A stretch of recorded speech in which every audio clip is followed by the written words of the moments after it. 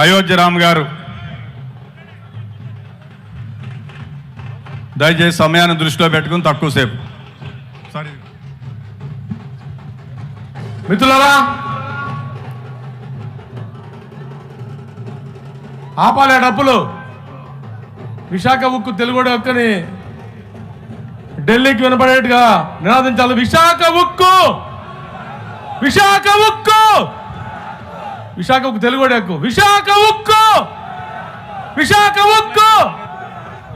కాపాడుకుంటాం పూర్వీకుల త్యాగాలను, కాపాడుకుంటాం పూర్వీకుల త్యాగాలను,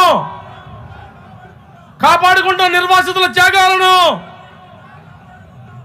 సభాధ్యక్షులు, వేదిక మీద ఉన్న కాంగ్రెస్, సిపిఎం, సిపిఐ ఇతర పార్టీల అతిరథ మహారథులు, మిత్రులారా,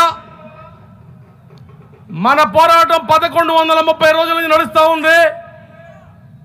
1130 రోజుల సందర్భంగా కాంగ్రెస్ పార్టీ నాయకత్వాన్ని ఇక్కడ స్టీల్ ప్లాంట్ ప్రైవేటీకరణ చేయడానికి వీల్లేదంటూ ఓ డిక్లరేషన్ చేయబోతా ఉన్నారు.